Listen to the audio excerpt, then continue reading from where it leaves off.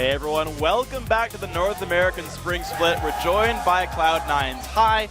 We surprised a lot of people and delighted a whole lot more with the Teemo pick right out of the gate. Hi, how you doing, man? I'm doing great. I just played Teemo, and he's a fun champion. So I had a good time personally, even though I died a lot. But all right, so I want to start this one off because there is a solo queue player that I've run into a lot, McCash Dollar. McCash Dollar, yes. I the gotta give Teemo him, only player. Yeah, I got to give him credit. And I was wondering, is that where you got this from? You came up with a couple of solo queue games? I play a lot of solo queue, right? I ran into him a couple times. Yeah. He could go 0-6 in lane, right? But he has shrooms everywhere in the map, and his team gets Baron, Dragon, wherever they want, because he has shrooms. I'm just like, I like this champion. So I added the guy and I started talking to him about Teemo and like see what he did and what he does, and it's just like, I'll give him props. Yeah. I learned Teemo from him. Yeah, I always like to give the solo queue players that we draw stuff from here. Like last year was the Bat Wing for Xerath. Yeah, Bat Wing. But yeah, anyways, props to that guy too. So Teemo though, he's great at objective control, but going into lane, did you expect to be dying versus Bjergsen on the Gragas? So the Teemo versus Gragas matchup isn't too terrible. If I can dodge barrels, I'm all right, but I couldn't really dodge that many barrels, so he kind of like bursted me a lot. But I don't really die unless he brings another person because I run barrier and flash. I shouldn't have died to a Gragas 1v1, but say he brings in one other person, that person should be enough damage to kill me. So I died a bit, but I put a lot of map control with my stream, so that's what makes up for it. Okay, so I want to ask you then, what made you guys, you talked about individually, like why you sort of picked up Teemo, but like as a team, right? What makes you say, okay, we're going to make a Teemo comp, we're going to put it together. Who makes that call? Who crafts that team? How do you guys practice it? Well, first, I don't think we build a comp around one champion for the most part, especially Teemo. It's just a good champion that can like fit into a lot of the comps. But for the most part, Lemonation, he's the mastermind since he has the notebook. We talk to him, but he basically makes sure that we're playing good champions. He kind of drafts off comps and asks us what champions we prefer. So he does a lot of the work, and he just asks us for information. And we give him everything we can, basically. Okay. What about when you get into the game itself? So for when we get in the game, level 1s, it's a bit of me and him deciding what we want to do. Like if we want to fight, I'll normally say if we want to fight. Otherwise, he'll tell us what to do.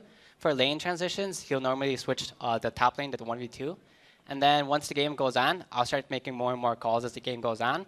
But Meteos will always still control Dragon and Baron since he's the one to smite when he's confident with it.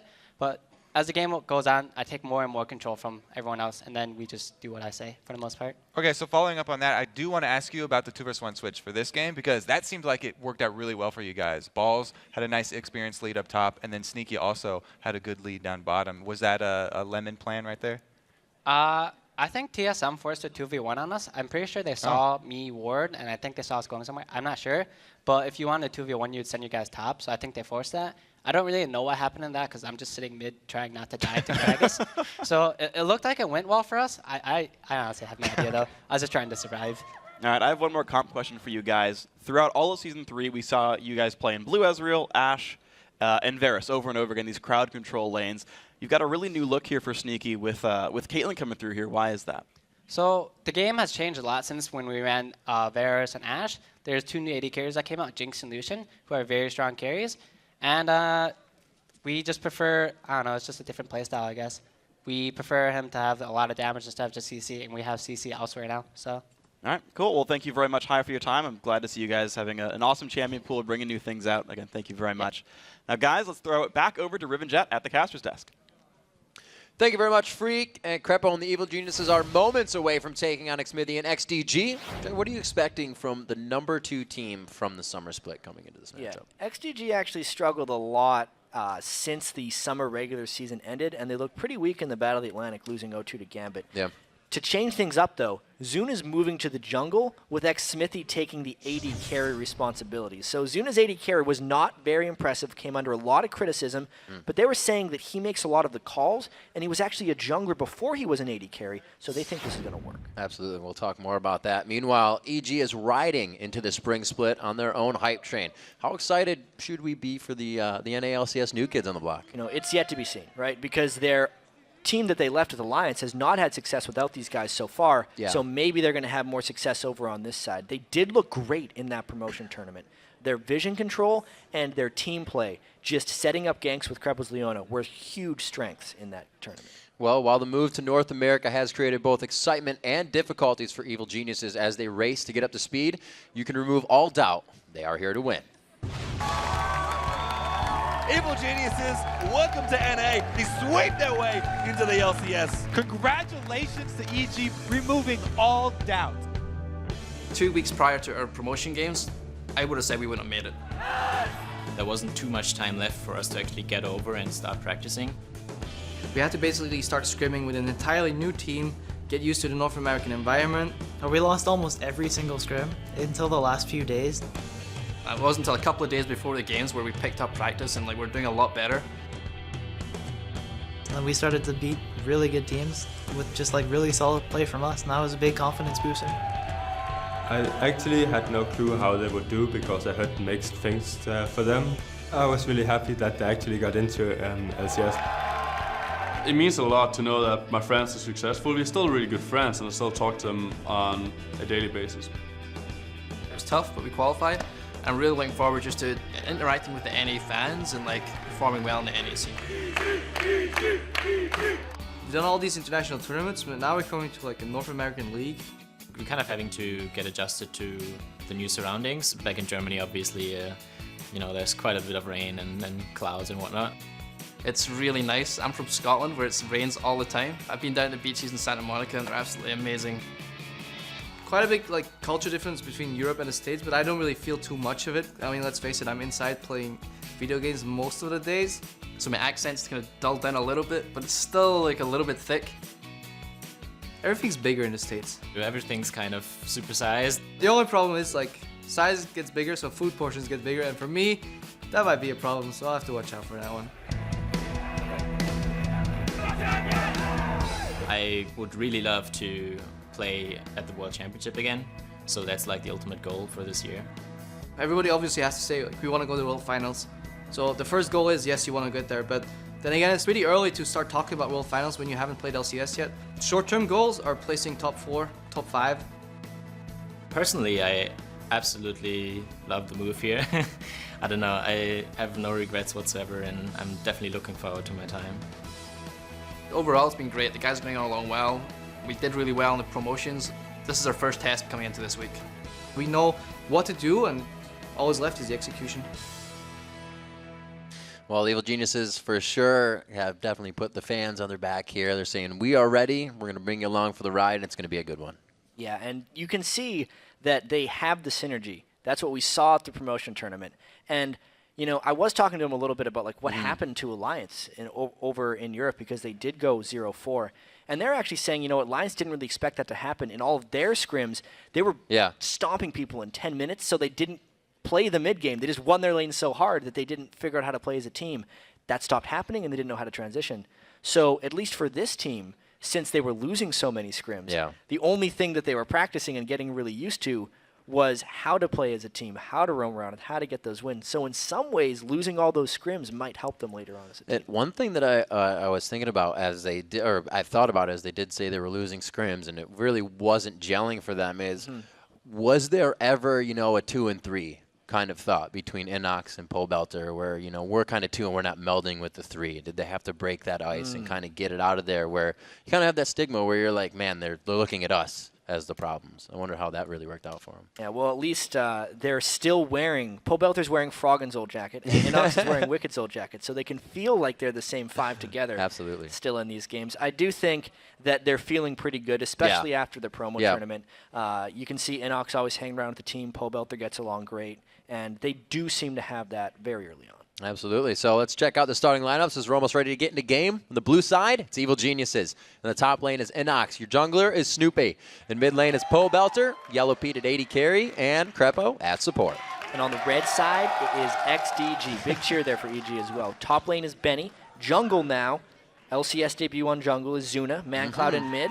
Xmithy on 8D, and Bloodwater still on support. So we have a lot to watch this game. We have all of EG to watch them and really see as they put a stamp on what their brand is going to be this season, how they're going to play, as well as what's going to happen with XDG. Is this swap going to work out for them, and is it what they needed? Yeah, that swap for XDG is going to have, in my opinion, there's a very low chance that it works out ideally right off the bat.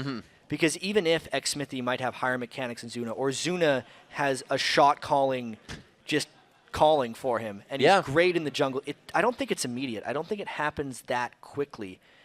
these are world-class AD carries that xSmithy is playing up against in a very high-pressure environment, and things do change here. I know he's used to the high-pressure environment, and he improves so much as a jungler, but early on like this, I just don't see it working right off the bat. We have to recall that, as you just mentioned, he was the most improved player in the jungle last season, coming into the LCS split. So moving that to AD carry, you know, some people think that also may work because he's known for his mid play as well in Xerath and whatnot, and saying he taught ManCloud. So he's a versatile player, but is that versatility enough? That's going to be the question here. He is up against Snoopy, or not Snoopy, Crepo and Well, Yellowpete. he is technically. Yeah, he's up against Snoopy. Snoopy's coming from the jungle. That's where he would have been playing against him. Right. There's Snoopy. Not giving us a stare, though. You can see, wow, they're really chatting this one up. They're making sure that they have everything prepared for this game. It looks like a little bit of fun as well. They've been enjoying all the supersized things they're getting here in America. All the big combos they're able to pick up if they want them. Pobelter also, let's talk about him for a little bit because he is an absolute wild card in the mid lane. I've seen this guy. He was the 14-year-old prodigy back when competitive League of Legends was just starting, and I'd always joke that, you know, when League of Legends was big, he would be the first pick in the draft when he's old enough to actually play. But and that's kind of what EG was able to pick up because he's just 17 fairly recently. And now he's just immediately into the LCS. He had such a strong performance on Ziggs in the promotion tournament, but I still think he struggles with that inconsistency, first and foremost. Right. One game he'll do crazy, the next game he'll struggle, and he's up against ManCloud, who last season was the best mid in North America. Highest kills, highest KD, or not KDA, but highest kills. So we'll see what they decide to go for picks and bans. Learning a little bit about both teams here. We saw that, you know, Snoopy is more of a utility jungler for his team, likes to get the lanes going. So we'll see where EG decides to go with their initial setup.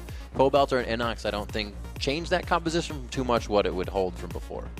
They're just trying to slot in. Yeah, I think right. I think Inox in the top lane isn't necessarily trying to replace Wickd. He's trying to do his own thing, but everything else just seems to slot in. We'll see what XDG finds to be a priority here for EG. We already see the Leona coming out. We know Crepo has been on that quite a bit. He is one that likes to be aggressive. Yellowpete, a little bit more of a passive AD carry. So Crepo kind of equals that out between those two. Crepo loves to get on these all-in melee supports. It's his favorite thing to do, which is why he didn't like too much the Season 3 changes, because he was always forced into playing range supports, and he likes to play the melee ones, which is why the bans have already happened with Leona. Not too much focus as we had in the jungle coming into this game. Only Vi has been taken out, possibly to see an Elise coming in here. I'm not sure what Zuna really has back on CLG Black. He was a Jarvan player, he was a Lee Sin player, but I don't know if he's going to keep going with that now. We don't see too much Jarvan in this day and age. No, we really don't. He was played a little bit in Challenger. The bans throughout, there's 2 support bans targeted at Crepo. There's a lot of options they have here with their first pick. They could do the regular top laners. They could do a Thresh, and obviously Yasuo was banned through most of Europe, saw a few things in. Even Kassadin's available. There's so much, and it's the Kassadin. That's the thing. You may not think about it, but when new champions come in, those will slip your mind real quick. Kassadin does get through. Most picked, most banned, I believe, as you look back at most of our recent tournaments. Definitely most banned. Yeah, well, yeah, absolutely most banned. In the start of the split. And very quickly for XDG, they get the Thresh for Bloodwater. He pretty much only plays Thresh and Sona, so he got the pick he wanted. And I think that Olaf is going to be for Zuna. I was talking with Benny a lot about his favorite top lane picks, and he says, Olaf's one of my favorite top lane picks, but he's too strong in the jungle, so I never get to play him there. So this is a jungle. Now the jungle's a little more beefy, you can get him pretty fed up in there. Good pick that goes along with Olaf recently has been Sivir. To get that all-in charge kind of composition going. You see that a lot coming out of Korea. We'll see if xSmithy actually ventures into that zone. Sivir's a little bit different of the AD carry than you would usually play, so we'll see if it fits his suit. Snoopy and Pobelter here. Thinking for the team. Pobelter's got what he wants. What are they going to show, though? They see jungle and they see support, so they can kind of about Yasuo. Yeah, they're mind gaming Yasuo. They already have the Kassadin though, so they wouldn't have solo lane or Locked synergy. it. And they locked it already. They can't combo with the Vi jungle, but there's 38 champions in the game that can combo with Yasuo, so there's something they have left. You will not see a Yasuo pick without some type of synergy to help him with his initiation. That'll show in their last 2 picks. Looks like ManCloud may want to leave himself for the end even to see what the rest of it is. He probably feels pretty good going up against Cassidy, but he wants to know what's going to be coming at him from the sides here. That's what he's really worried about. Right now it's XDG to pick. Zuna actually played a little bit of Vayne. Didn't fare too well on it. No. But Vayne's a very scary pick here with everybody jumping on your face. But they trust Xmithy's mechanics first and foremost, and they trust him with any AD carry they want. I'm more interested in what ManCloud wants to play. If they hold it. Against Cassidy. Well, because if anyone is ready for Cassidy, it would be ManCloud. He would be the one that said he's okay to play against Cassidy.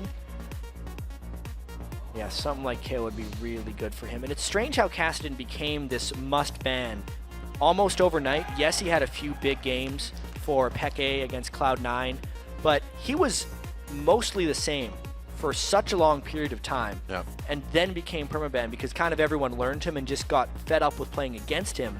But it doesn't mean that he's uncounterable or unbeatable. Right. It's kind of more of a problem for the team than it is the laner.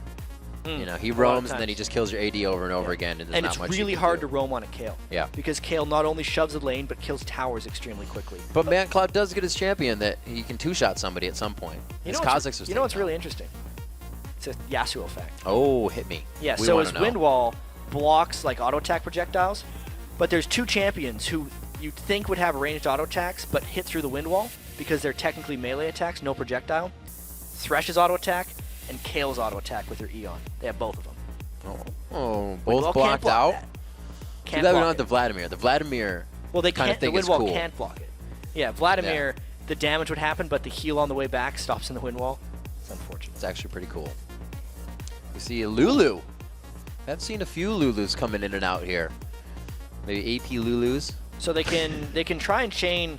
They don't actually have the easiest knockups. No. Someone has to be in the team to begin with. Then they can knock up an R off of it. So it could just be a Yasuo Eing in, getting Lulu walled, and then extending the knockup. Or it could be a kickback from Lee Sin. It's interesting, though. Highly mobile team.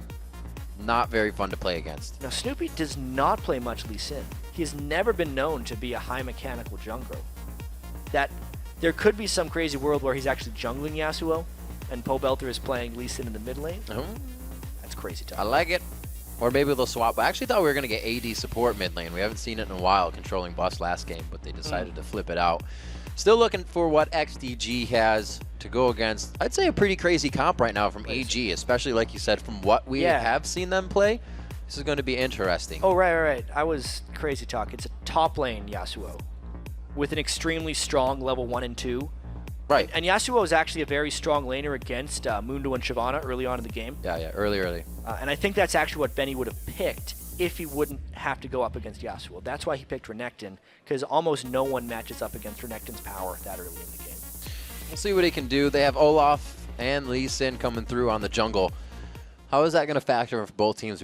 People see Olaf to come in because he is such a detriment in fights. He is so powerful. But does that stand up to early game pressure from Lee Sin all around you trying to get in your jungle? I feel like Olaf should be able to deal with it early on in the game. His early trading is quite strong, and even Lee Sin has some troubles keeping his health up in the jungle. Yeah. Snoopy would have to get very aggressive to try and make some counter jungle plays. All right, well, the champs are locked in right now and loading. So let's take a quick look at who you voted on to win this match. According to LOLesports.com, 79% of you think Evil Geniuses are going to come out on top of this game. It's a little high. That's a big vote. That is a big vote. It's obviously the fan vote. Evil Genius is an extremely popular team. XDG's been around a while, though. They have a fan base. XDG was a very dominant team. Sleeping. Very dominant team in the summer split. And people seem to think that just because they've had a poor offseason and they swapped roles between jungle and AD carry, they did it for a reason. Like, they're hoping that this improves the team. And I think that that's a big underestimation of XDG's ability. So coming into this matchup, XDG has always been a team that loves to grab an early lead. They say if we have momentum by 20, the game is ours. Something to keep an eye on right there. They were probably the best early game team in North America last split. It's when they beat Cloud9. It's when they were able to get through it. And historically, Evil Geniuses has been a very poor early game team. Yes. That more focuses on the late game. So that could definitely be something to check out here. We are onto the Rift. The second match of the day about to be underway here. We have EG versus XDG going live. And it is going to be Snoopy and crew trying to take down now Zuna and crew. Zuna in the jungle for his team. Going to be rocking some Olaf. Snoopy on the Lee Sin, which is also something we're going to watch because we don't usually see him on those aggressive type junglers. We have not seen him play that for quite a while, if almost ever in the competitive scene. Whenever there was a Lee Sin on the Evil Geniuses side, it was Froggen who wanted to play it in the mid lane. Not Snoopy, he got it in the jungle. XDG feels pretty confident. They have something in their mind and to prioritize as they make their way into this match. As they move into the jungle, it's just going to be a red buff hold here. And it doesn't look like EG really wants too much about this. They're going to make sure their jungle's safe, but as long as they don't lose anything, they'll be fine with it. No, and as long as they don't get spotted too much by wards coming through, this is going to be a safe back for them with no real danger happening. The only problem that might happen with XDG here is if they don't ward, or since they didn't ward their own jungle on the way through, that someone from EG could have gotten position for them. But that's actually, you know, something that hasn't happened with the new trinket system is since, you see how they're all still recharging because they can't use them until later in the game. I think it leaves so much potential for early game invades and people actually getting in position to make plays. And no one in the competitive scene yet has really taken advantage of that. XDG almost did it a little bit there. They were looking for a one and done. They didn't really leave any wards to be placed, as you said, because the trinkets were going out and they hadn't put any extra money into it. But for now, they were looking to get the advantage we were just talking about. Something that'll give them a lead as they get to 20 minutes. They're in a safe zone, nowhere near no man's land, and they have the game in their hands. CEG staying safe for the beginning. However, it is going to be pretty much even matchups. Yeah, we're going to see that Zuna, or not Zuna, Smithy rather now. It's going to take a bit. We're so used making to his way down to the bottom lane with Bloodwater. Obviously, we got to check to see if Snoopy has many counter jungling options as well. Yeah. Zuna burned through almost all his mana. Luckily, he's got that blue buff to pick it back up. And the mid lane, obviously, I think is going to be a big focus of this game. Whether or not ManCloud can shut down Pobelter's Cassidy. That's just huge because there's this perception that as soon as a team locks in Cassidy, it's just GG, the game is over. It's not the case, and ManCloud is ready for it. Kayle has been destroying people. Yeah, it gets scary, especially as you get to the late game because you kind of just sinks in even more that she's going to two-shot your team. And even if your mid lane says, I can pick a Riven and kill him, don't believe him.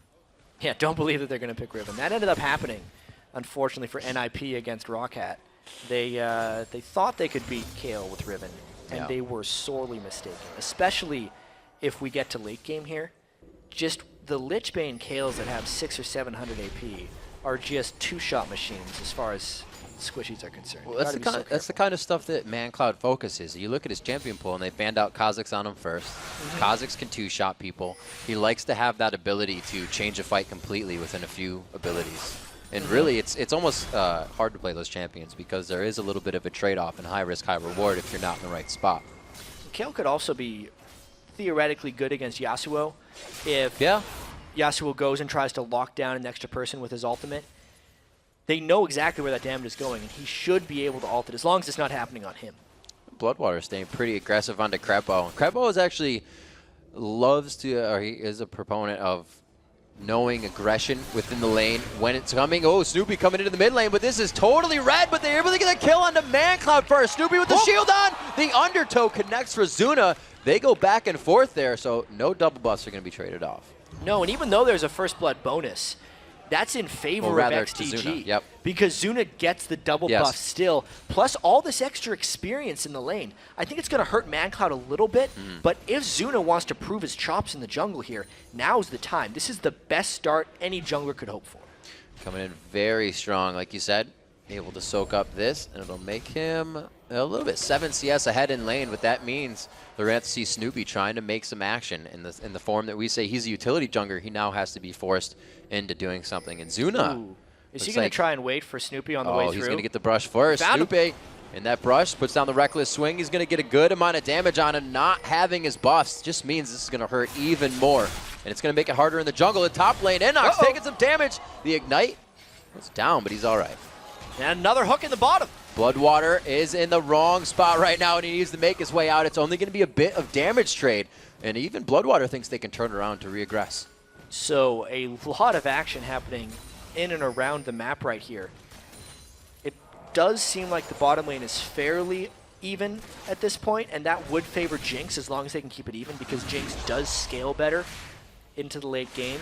As far as the top lane goes, it's definitely Benny doing well with Renekton. He got to pick that thing last at this point. So he's got a 13 farm advantage on Inox's Yasuo. And a lot of teams like to lane swap to get their Yasuo a little bit more time. And what do you lane swap against in this team? Because he doesn't work against Kayle and he doesn't work against Renekton. So a very dangerous Yasuo pick this time for Wickd Alliance.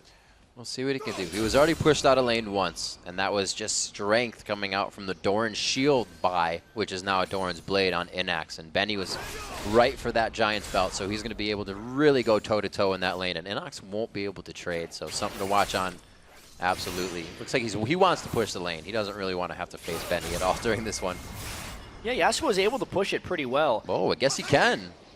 Yeah, it's very nice. It's quite scary because Olaf is so strong, but he's actually just betting that Olaf is much more concerned at shutting down Kassadin.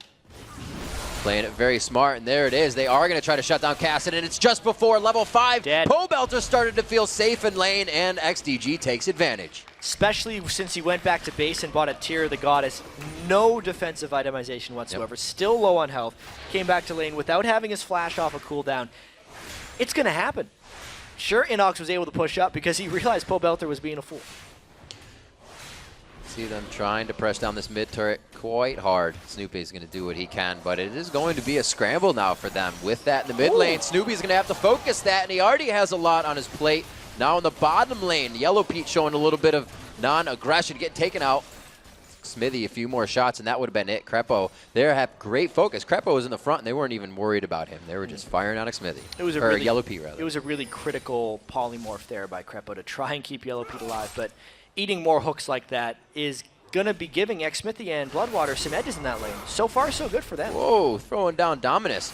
Looks like Benny is just going to waltz this one out. Inox doing a very nice job of avoiding the AoE damage that's coming off there. And it looks like he's going to be able to continue doing this. I don't think Inox has too much after he's used it all, though. You can see him trying to hightail it out of here. Benny has what he needs, trying to get that rage up to another 50 to get the stun on the slice and dice. It's going to put it there, and he gets the stun down. 200 HP for Inox now. He has enough to jump to those last two minions, completely saving his life. Barely escaping that one with no flash up to escape. It was dangerous. Benny could always continue to chase with a flash of his own. Pobelter trying to come back into this game a little bit by thinking about roaming, but it's not going to be the day. No, they say let's get the blue first if we're going to do this. I think Benny is going to back, so they quickly get Pobelter blue, and this is only going to mean more focus coming onto him from the jungle, from Zuna, and from ManCloud. But at least once he's level 6, the Olaf ganks cease to be effective against him. He should not be getting hit by those axes. It's not necessarily going to help him farm against Kayle, though, because ManCloud has done a pretty good job putting his stamp on that lane. If only ManCloud could have gotten some of those kills from the jungle, he would be using that gold to dominate even more. It now has to be Zuna to take that advantage elsewhere. I haven't seen too much bullying in this bottom lane from that Lulu Lucian. Got to give credit to Bloodwater for really staying in the face of them and hitting with the chain just whenever. You're really getting the auto attacks out, and it's keeping that lane in pace for them. BF Sword coming out for Jinx to the Vampiric Scepter, so you got a lot of damage there. So maybe that's why they're sitting back. You can see, you know, Boots and the Vamp Scepter, a lot of utility or extra mobility, but if they ever locked into a full-on fight, it would be XDG's edge. Yeah. The fear that Xmithy has to account for here is the fact that he has very little extra health or sustain, so if he takes any poke from some of Yellowpete's things, he's in trouble. And if Snoopy were to get straight onto him, I think he wouldn't be long for this world. And here's something you got to see. Yellowpete and Krepo are playing a little differently with this Siege Wave. They're right on the front of it, and you can see XDG, they almost knew that was going to happen. They figured it was coming from the side. They don't want either of the engagements they got. Zuna now to the top lane. Like you said, mid lane won't be a focus too much with Kassadin having that Rift Walk now, so they go all in and take down Inox in the top lane.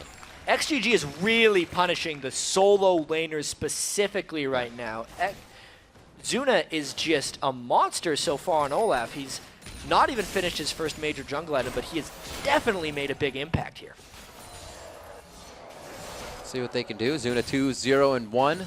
Looks like he will stay in the top lane, and they get damage on the turret every time they get a kill. They took out Pobelter. They tried to get a bit of damage on that mid turret. A great hook in. The zap threads through that last minion that was there. And you can see everything thwarted that EG is trying to put on the table right now. Snoopy just wanted to say hi. Their mid turret is almost down. and this is going to affect Pobelter's roam as well. So this pick ban phase, with EG going with a lot of mobile assassin champions with some weak laning phases, is getting punished very heavily by XDG's superior lanes. What's the answer? Where do they focus next? What do you do instantly when you fall behind with this comp? Yeah, at this point, Evil Geniuses is already 3,000 gold back and counting. Uh-oh, this axe is going to land. There's a rift going out. The flash comes next. We're going to see that back up around 15.5 minutes for Pobelter, and that is definitely in the minds of XDG because that means an easier to kill Kassadin, as hard as it is. Yeah. To get back to what Evil Geniuses wants to do to come back in this one, they just have to survive the laning phase without taking any more casualties. It's just so difficult when they've already lost 2 turrets. They need Pobelter to probably find a time to sneak down bottom lane and make some kills, and they have to start rotating and taking advantage of their mobility. But as long as they're missing their skill shots on Lee Sin, losing their towers and lanes in the solos, that's just not going to happen. And a lot of what Snoopy's put into helping right now is just that, his mobility boots. He's trying to get from lane to lane, and his presence isn't being felt too much right now, but Zuna's presence is being felt right now, omnipresent, and he's not even in his own jungle. Oh, the Mega Inferno from downtown. A very nice shot from McSmithy. Great combo by the duo swap. Oh yeah, they are in perfect synergy. Jungler knows what the jungler wants, AD carry knows what the jungler wants, and they get themselves a kill. 4-1 here at 11.5 minutes in. XDG taking quite a definitive lead, but we're not in the laning phase just yet, so these fights may be organized well as they come in from EG. We still got to see objectives, but right now, a beautiful play to start off that kill, and shutting down Snoopy over and over again is not helping EG at all, especially on this Lee Sin pick. Yeah, absolutely. I mean, we were wondering why Snoopy would play Lee Sin because it's not one of his normal things that he would want to be doing. I think he would have loved to have Vi, but obviously that was banned away. And they haven't had any synergies thus far with Inox's Yasuo. They put him so far away from the knock-up combos. I mean, that's why when I watched Yasuo play yesterday and there was a Trundle top lane, they could just walk top lane, Trundle could put a pillar down, and Yasuo would immediately appear on the target, and they were generating tons of kills that way. But EG can't necessarily do that. The only way he could even combo with a knock-up is if Snoopy's Lee Sin comes in, lands his Qs, gets in melee range, kicks him up in the air, and then finishes. And that is just too much work. He's getting bullied by Renekton and can't be helped. And you see in the bottom lane there, Smithy and Bloodwater completely freezing the lane, getting a lot of zone out of this as well. Already backing, cannot do much. Crepo, or Yellowpete and Crepo are just not having anything in that lane. So when they come back, it's still going to be a stronger Smithy. He has that BF sword, and he's just purchased on the side of Yellowpete. I think the Nashor's Tooth coming together too for ManCloud's kill in the mid lane. He's really just trying to dominate. Now it's Benny who's able to roam. This is what I was talking about with Renekton in the last game. How Renekton wants to try and make map moves pre-20 minutes, pre-25 minutes, because he wins the lane so hard. So now Benny's going to be counter-jungling the blue buff, messing with Snoopy's stuff, taking the wolves after that, and really making a general impact on the game. Well, he's kind of drawn a line across where he is right now, just horizontally across the map. The lane was pushed, and now he's going to go back, and he won't let it get any farther than that. But he can also go to mid on that line as well. So nobody's even there to stop him. The split push is working. They're not even capitalizing on mistakes. They're just a few steps ahead right now. They don't need to capitalize on mistakes because their lanes are stronger.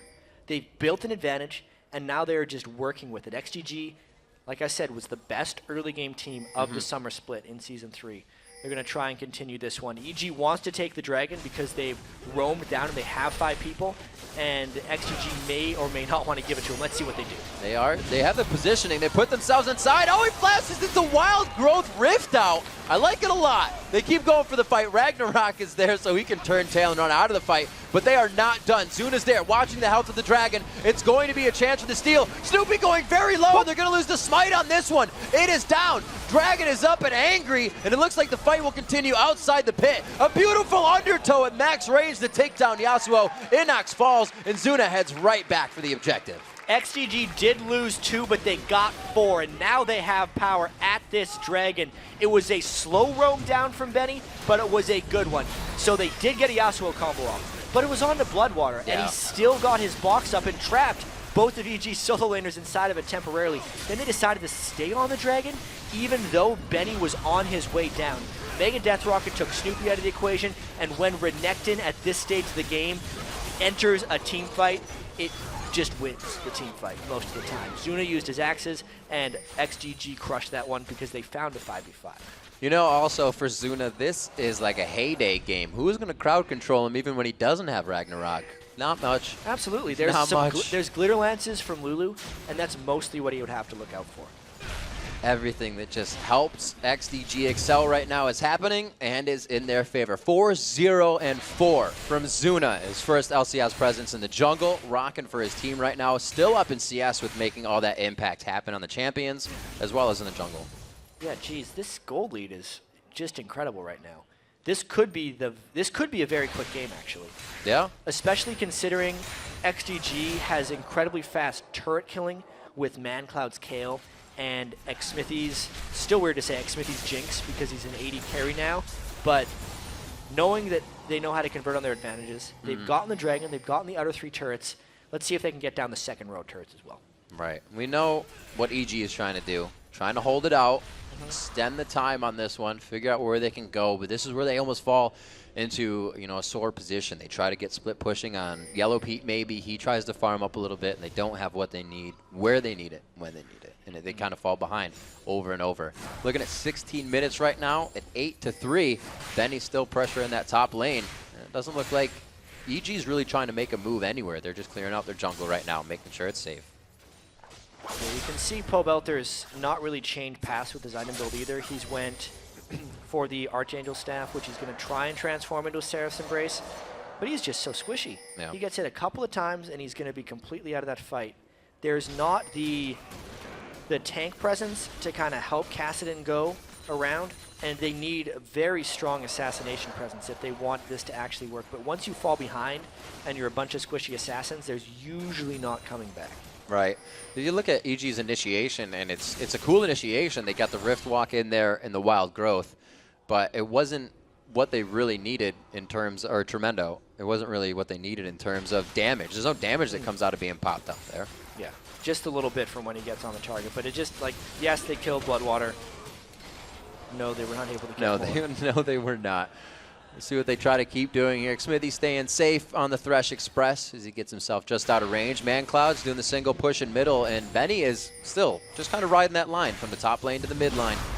It looks like he's going to be able to put up enough pressure here to get Pobelter out. That was one hit right there. Yeah, it's the Q and the auto attack from Kale right there. Even if they threw up the wind wall, it would stop the Q, but not those auto attacks from Kale. Like the one ranged attacker in the game that can hit through the wind wall because there's no projectile. As they say over in EU, that Lee syndrome going in. Snoopy tries to get deep. They were getting Pobelter the time to come in here, but the wind wall put vertically next to the fight. It looked good. It looked really pretty, but it was an ill-advised fight as XDG can just steamroll through. Xsmithy's in a bad spot, though. Yeah. Whoa! Max range Lantern, how about that? We got a monthly pass on that one. There's the Inferno Rocket. They have so much poke without really having a ton of poke. It's just one after the other of tiny things, and they're amounting to a lot. And EG can't punish for positional mistakes. You could say, oh, it's fine because he had the Thresh Express to get back to the team. But that was a dangerous move for Xsmithy. Yeah, it's the first. Just wasn't punishable. Pobelter is far behind, generally harassed down as well. Snoopy had that unfortunate need to go in on his landed Resonating Strike. Or Sonic Wave, rather. He got the Resonating Strike afterwards. Not smart moves by EG, and they're getting pretty outclassed right now by XDG. Building pretty much whatever they want to suit their needs. You can see two Randuins already being built side by side right there. We got Benny and Zuna both putting those down because it is a team that's going to jump on you. If EG gets the fights they want, they'll be on you in a second. But if you can coordinate it, they're not going to be able to do that much damage. Like we said, there's no crowd control. It's very... not gimmicky. Yeah, they can kind of jump on one guy, but even if they don't jump on Kale, that one guy can get saved. Yeah, they have intervention. There's very few things that EG can do against XDG, and you know, so far at the regular season, Cloud9 taking out TSM. Maybe XDG is going to continue their regular season domination as well. Both these guys were the top 2 teams last split in the North American LCS. They're doing a very good job at working with what came out of Champion Select, and it's something that teams, you know, we looked at a lot last year. Is how can the game be won right out of Champion Select? And maybe it was that way for XDG here. EG kind of, I think, got in their own heads with the comp they wanted. It would work well, but it didn't work like a Teemo though. Yeah, not quite as well as the Teemo did. EG, if we think back to the champion selection, probably tunneled a little bit on their key picks. Yeah. Kassadin being left up, they thought Pobelter's probably jumped all over it. He really wanted the Kassadin. But it diminished their wave clear, and they got fast pushed early by Kale and Renekton. They both took their turrets very early on. And then Yasuo was left unbanned. How could you not want to go Yasuo? He's been dominating so many of these games. He had a great showing in the Challenger Series last night. He had good games in the European LCS. Pick him. And I'm sure Inox has been doing great. Pick him. Right. XDG was ready. We'll see if the tunnel vision gets under their skin enough. Right now it's 9-3. It is looking quite grim. Only 20 minutes into the game, and they've yet to drop a turret. EG definitely trying to get their minds wrapped around what they've been doing wrong in this game. So far, they've only had the chance to stave off this split push. XDG is doing a perfect job at keeping very, very multitasked for EG. There's a little bit of aggression. They don't want it. They also don't have vision of that area, really, so they don't know what they're getting into. Yeah, that was just harass so they could secure a safe dragon for themselves right there. And Inox is in a lot of trouble here. Wow, Benny getting some good attacks on. Oh, he puts himself in the front. The Ignite just stops ticking. Very nice. Inox keeps himself alive, but back good and choice. forth and back again, and Inox is able to get out of that one alive. Sneaky moves, but he's supposed to be able to fight him. Yeah. And he can't at this point. Just tons of stacked armor for Benny. He did early. Well, you look at it, right? He went straight for a Blade of the Rune King against huge tank that's still going to be able to put out DPS even if he doesn't build that damage. Here's the thing, though. Like, he has double crit as a passive for a champion. Yeah. Blade of the Rune King doesn't have crit. Yasuo's almost only relevant build path is a static shiv and then an infinity edge because it gives you the 90% crit, and he already wants to move around for his flow, so therefore he wants to get static shiv. The fact that he's had to go Blade of the Rune King means he's never going to get to his items. No. He's not actually taking advantage of his champion because he had such a difficult lane. Something you have to consider. If one lane can actually have that much trouble, do you combine it with the rest of these champions? And I think, again, it leads into a question of did they tunnel in champion select? Because it seems apparent now. It's just a game that XDG was able to see from the beginning. They didn't really have to do any counter jungling to get where they needed to be, but Zuna did focus on Pobelter early. The build that he had in the tier didn't help. They were able to focus him again. And we really didn't see Snoopy. He bought mobility boots first, and he really didn't make a presence out of the jungle. Yeah, so XDG was able to get down 6 turrets. So they've gotten the second wave. Now would be the inhibitor wave. That's the time. And yet to be retaliated by a single turret. This would have to be a monstrous comeback for Evil Geniuses, because it's not one of those games where you have a close goal lead and you get a few turrets and then you're back in the game. Even if Evil Geniuses got these turrets down, they would still be in a large deficit. And this is actually a little bit of a different game for XDG, if you will. Usually you see Zuna ManCloud with all these kills, but he's the one who's 1-2-6, while the other one's 2-0-1 for Xmithy, 4-0-5, 2-0-3. So they've almost changed up their style of play for this one, and they're letting ManCloud do what he needs to, while everybody else is carrying. Yeah. At this point, ManCloud was just getting the assist kills, but this could be the fight EG did not want. Oh, from the outside, Xmithy using the Fog of War to his advantage. He's going to come in. Could he get a double here? It's going to be Inox next. The kill does not go to him as they start to trade it around. Very nice job coming in from ManCloud and Zuna to pick up a few more. Zuna with another one now at 6-0-7. Another double kill for him in the game, and the ace for XDG. Just an easy and clean fight for XDG here, but EG is running into XDG at a turret. Pobelter got his face knocked off at the start of that fight. The ultimate finished him, and then EG is in full run mode. They were definitely trying to force something because they knew they were incredibly far behind, but you could really see how far behind they are in this fight because XDG just rolled through them with high-level play. No crowd control. That's really a problem in these fights. You have Renekton and Olaf doing whatever they want. It can't be not said that the crowd control is a problem. Yeah, 6-0-7 on Olaf. He's pretty strong in the jungle. You can see why Benny is not allowed to play him in the top lane. Suna wants him for the jungle. And now they're actually baiting a Baron right here. They do not expect EG to have vision control. And that was very weird, but they got a kill on Lulu. We skipped ahead in time a little bit right there. Let's do the time warp again. Let's get into a fight. All the wards going down in the same spot. You can see a few holding hands there for XDG, or rather that would be for EG as they place them over the wall. XDG with 3 pings right now surrounding the Baron area. They have full control of this next fight. And it looks like they won't get Baron. EG does not bite. Now at this point, XDG is playing it safe. EG's done a Baron dance or 2 in their day. Yep. Used to be what every game ended up coming down to in Season 2 for a lot of these guys. This game's not going to come down to a Baron dance, though. I think at any point XDG wants to take Baron, they can. If they want to fight, they generally can as well. So Seraph's into Void Staff. It's actually a good build. Quicken. Yeah, and he needs the magic penetration right now because Olaf and Renekton both have the Negatron cloaks already. Even Jinx has been able to pick one up. Wow. He they actually needs just to be went able to back, go through that. almost made those double Spirit Visage. And like you said, Negatron Cloak being picked up on Jinx.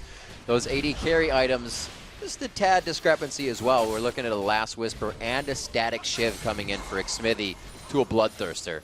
So just all in all, the damage is not going to be there. The Undertow hits. He tries to get the shield down, but it's not going to be enough. They put him right in the box. They don't seem to have a huge amount of front-end damage, but they can carry through with the DPS that they have, and that's what makes this team so scary. Oh, and they actually get the slow on to Crepo. Xmithy going all in by himself. The intervention, the choppers, the kill, and that he just exploded. Mancloud was like, my turn.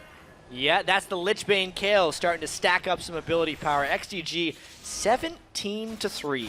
16,000 gold through. They're dominating this one. Something we saw throughout the previous splits was that there was a bit of hesitation. Once a team got a lead, they didn't know where to go with it. We're not seeing that here. XDG has figured out which turret to take next, what to do after a single, a double, or a triple kill, and what to do while taking Baron. Well, may as well get rid of Lee Sin. May as well. He's going to try to mess up your stuff, so you got to finish him off before he has the chance to. Get all messy. XDG had a reputation last split, too, of not being able to close games. Like, they were very likely to throw. They said it themselves. I don't like the term throw personally, because oftentimes the enemy team makes a lot of big moves to come back into the game, and teams don't want to acknowledge it. But sometimes XDG would throw last split. And this is not the case with the team right now, because all the moves they're making are very crisp and clean, especially that Baron. They didn't even give the chance for a Baron to be taken, because they killed Snoopy before it happened. We'll see a first inhibitor going down here. EG was able to drop that bottom turret, which really that gold isn't going to help them right now. There's way too much of a deficit there. It's going to be a lot. About 17,000 gold in all so far for XDG. They have that lead, and really they're just kind of walking this one in. It's only going to take a few more moments. Yeah, they're going to walk this one in. This will definitely be faster than the Cloud9 game we had, which was 47 minutes. They're taking all the gold they can, though. They're really just basking in the glory of this victory so far, because 8 turrets to 1, not a complete shutout. They did die 3 times throughout this one. But man, Riv, they have definitely put their stamp on this one. They're saying right now that this role swap is a good idea, and at least early on, there's going to be a lot of questions after this game whether the EG team is just underperforming or whether this XDG role swap has really worked for them. Zuna looked very confident on Olaf, and Xmithy and Bloodwater didn't really make a mistake in that bottom lane. Well, Jad, I think it's working for him quite well. A lot of people were, like you said, skeptical about what was going to happen, but even coming into the game, you think, what did Zuna used to play? He used to play Kog'Maw. He used to play champions that could sit back, Ezreal, not be on the front line. Would he have a problem going into the jungler position? Absolutely not. He doesn't say so. I mean, not to bash on Zuna's AD carry too much. Right. But he was oftentimes found out of position. A lot of times on AD carry. He loved to get way too in the face of people in team fights. That works on the jungle. I do the same thing when I play AD carry. I get way too close. If I'm playing Tristana... So you're a jungler. I shouldn't play Tristana, because I just want to jump on people to get like the slow. Because that's what I would want to do if I was a tank. Like double lift. Jump in. Yeah, that was a very bad move on Tristana to jump inside of those times. And it fits. It just fits your playstyle if you want to do that. 30 minutes coming up on the clock here. A lot longer for our last game. XDG trying to put a quick move onto this one. We can see they have switched to 3 sweepers and 2 trinkets, and that sweeping has cleared the map of EG's wards. They have nothing outside their base, nor should they, because they are trying to stay safe. Danger, danger. Going through with the Inferno Rocket. Looks like they are, or the Mega Death Rocket Ragger. Pole Belter needs Asania's, I believe. The shield wasn't enough on Seraph's, so Blaze goes down. Double kill coming. I believe it was just in 2 swings. A third swing coming out from Mancloud. And a third kill. Then the Nexus now to fall. The turrets go down, and they're going to be able to get the second win of the NALCS Spring Split here in 2014 at 30 minutes. And that fight was over before it started. You could not have a more convincing Day 1, Game 1 victory than Vulcan just had against Evil Geniuses. Roll swap, so far, so good. Zuna yet to die. Yeah. 15 assists to go with his 6 kills. Zuna going all reckless in the jungle. You check the website, that'll be a 21 KDA after one game, which is pretty impressive with his first debut. Neither of the swappers actually died. Xmithy 6-0 as well. Wholly a game where champion select I don't think went right for EG. No. Or the actual game. Yeah, the actual game as well, but it's kind of like the first game where there weren't many mistakes made by EG, but that's only because they didn't get the chance to. XDG was in their face all the time, and really they weren't at the level of XDG the entire game. There were levels being had, the great counter jungle by Zuna in the first one, refreshing his double buffs, and then he met Snoopy as soon as he came back into the jungle and brought him down to 25% health. And I think your champion selection point is valid as well, because they did pick a full lineup of assassins. Benny picked a very tanky Renekton. They picked Kale into a bunch of assassins as well, which was a great pick. And in no way, shape, or form was that working unless they got way ahead really early, but that wasn't going to happen with weak lanes. Right. The synergy isn't there for EG. Maybe that's why, you know, ManCloud stayed back, because there were so many assassins. Defending the one would have just got him killed by the second if he played normal, if he played to always push the lane. Yeah, well, ManCloud's game plan that game was just to push the lane. Yeah. It stops the Kassadin from roaming. He knows he can beat Kassadin in lane, as most people can in lane early on, but he stopped the roaming. And it showed from their focus. They put, I don't know, a good 25% damage on the turret after that first kill, even though Snoopy tried to get there and was like, oh my god, please don't take mid-turret. And then it happened the second gank, mid-turret was gone. Yeah, really fast. Very strong play. And it's one thing was their dragons. EG went for that dragon like they almost didn't want to. Everybody turned out of the fight and they left Snoopy in there, they left Crepo in there, and then their initiation didn't work, so they kept going for dragon, kind of as they went in with the wild growth on Kassadin. So everything was like, yes, we should. It kind of worked. Let's see if we can keep doing it. And I don't think it was full communication there. There was definitely a lot of fights for Evil Geniuses where they actually went all in. Like, they were on the same page, but it was the wrong page.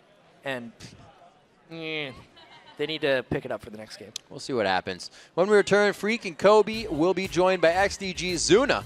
Then we'll see if Curse can make a splash when they take on Team Coast. Day 1 of the 2014 NALCS Spring Split continues after this.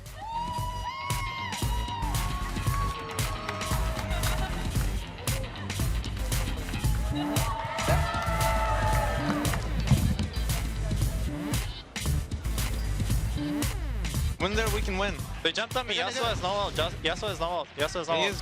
No flash gas. I'm ulting. Can you guys get on Snoopy? Gas. I have axe. Yasuo no ult. Benny, Yasuo, I have axe. Go. I'm on Inox. No, I got Crepo. Crepo. I'm coming. Jake, I'm on my way. Yo, Lucian. I got this, guys. End. Or just push. Or not even end, but end. Let's go, baby. I can tank it. That shit's so free. That was a 4 vs 5. Good job. Chris. Shit. Jake.